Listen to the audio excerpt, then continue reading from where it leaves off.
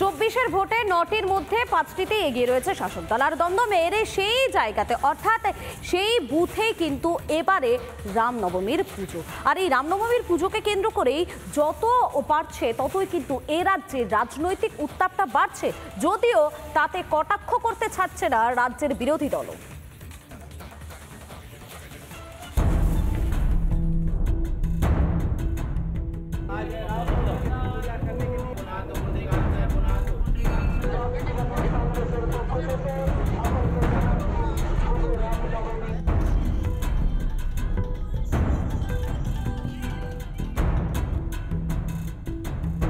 কেউ হাঁটলেন মিছিলে, কেউ আবার মিষ্টি বিলি করলেন, কেউ আবার মাথা নত করলেন মন্দিরে।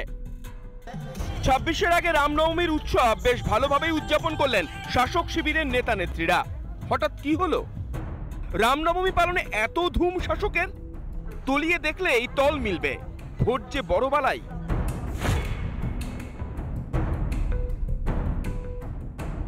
এই যেমন দক্ষিণ দমদম পুরসভার 22 নম্বর ওয়ার্ড। এখানে রামনবমী পালন করেন স্থানীয় Trinamool councillor Ashmi Poddar.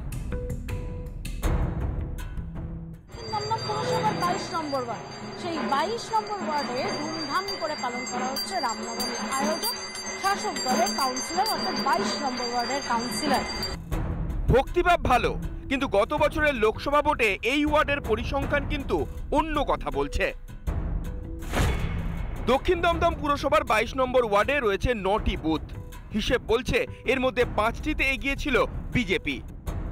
Booth number 190, Trinamool 134, BJP 276টি ভোট। বুথ নাম্বার 191-তে তৃণমূল পেয়েছে 114টি ভোট, সেখানে বিজেপি 180টি ভোট পেয়েছে। 192 নম্বর বুথে তৃণমূলের ভোট সংখ্যা 205, বিজেপির 271।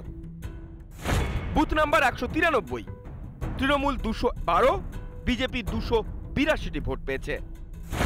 194 নম্বর বুথেও তৃণমূল পেয়েছে যেখানে 213টি ভোট, সেখানে বিজেপি 219টি ভোট পেয়েছে। এবার বছর ঘুরলেই বিধানসভার মহারণ। তাই কি দক্ষিণ দমদম পুরসভার 22 নম্বর ওয়ার্ডে রাম শরণে শাসক?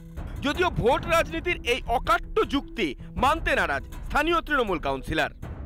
ইচ্ছে তাই আমরা করছি, এবং সত্যি কথা বলতে গেলে যদি নেক টু নেক ফাইট বা আপনি যে ভোটিং মার্জিনের কথা বলছেন সেটা হয়তো আরো অনেক ওয়ার্ডেই আছে, তাহলে তারাও তো রামনবমী পালন করতো, কিন্তু বিষয়টা সেটা নয়, এটা আমরা পালন করছি। মুখ্যমন্ত্রীকে আমরা আহ্বান জানিয়েছিলাম, ভেবেছিলাম তিনি এখনো পর্যন্ত নামেননি।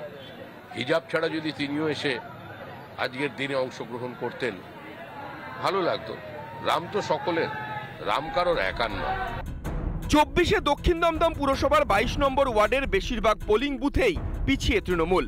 রাম নামে কি ভোট ভাগ্য ঘুরবে? উত্তর দেবে 26। ক্যামেরা রাজশেখর দাসের সঙ্গে প্রিয়াঙ্কা রায়, রিপাবলিক বাংলা। যাদবপুর বিশ্ববিদ্যালয় ক্যাম্পাসে সেখানে রামনবমী উদযাপন করতে চেয়েছিল এবিভিপি, কিন্তু সেই অনুমতি মেলেনি।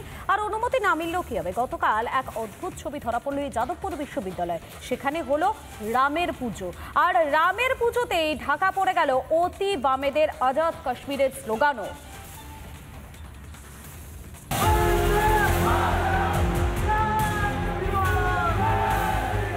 যাদবপুর বিশ্ববিদ্যালয়ে রামনবমী পালন, উঠল জয় শ্রীরাম স্লোগান। আর এই পুজোতেই ঢাকা পড়ল দেওয়ালের আজাদ কাশ্মীর স্লোগানের লেখা। আগেই রামনবমীর অনুমতি চেয়েছিল এবিভিপি, কিন্তু অনুমতি মেলেনি। তাই রামনবমী উদযাপন ছিল একটা চ্যালেঞ্জ। তবে আগে কেন অনুমতি দেওয়া হয়নি তা নিয়েই প্রশ্ন তুললেন বিশ্ববিদ্যালয়ের প্রাক্তন উপাচার্য। যাদবপুর ইউনিভার্সিটিতে সরস্বতী পুজো হয়, দুর্গা পুজো হয়, আবার ইফতার পার্টিও হয়। যে কোনো শান্তিপূর্ণ এবং সৌভ্রাতৃত্বের যেখানে উপস্থিতি থাকে সেরকম জায়গায় যেতে তো আমার কোনো আপত্তি নেই। সুতরাং এক জায়গায় বাধা থাকবে, এই জায়গায় বাধা থাকবে না কেন?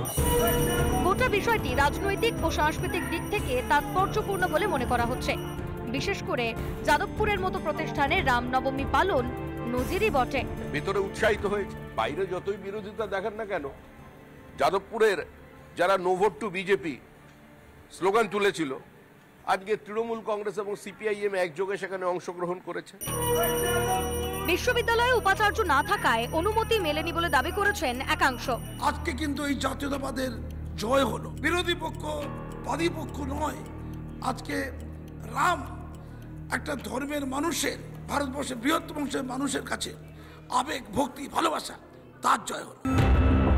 যাদবপুরে ছিল অন্য ছবি, ইফতারে ছিল হ্যাঁ, কিন্তু রামনবমী উদযাপনে ছিল না। এবার শ্রীরামের শক্তিকে আর সামাল দিতে পারল না যাদবপুর বিশ্ববিদ্যালয় কর্তৃপক্ষ। রিপাবলিক বাংলা। নানা ধরনের কন্টেন্ট দেখার জন্য লাইক করুন, শেয়ার করুন আমাদের ফেসবুক পেজ, সাবস্ক্রাইব করুন আমাদের ইউটিউব চ্যানেল। পাশাপাশি অন্যান্য ব্রেকিং নিউজের জন্য অবশ্যই চোখ রাখুন রিপাবলিক বাংলায়।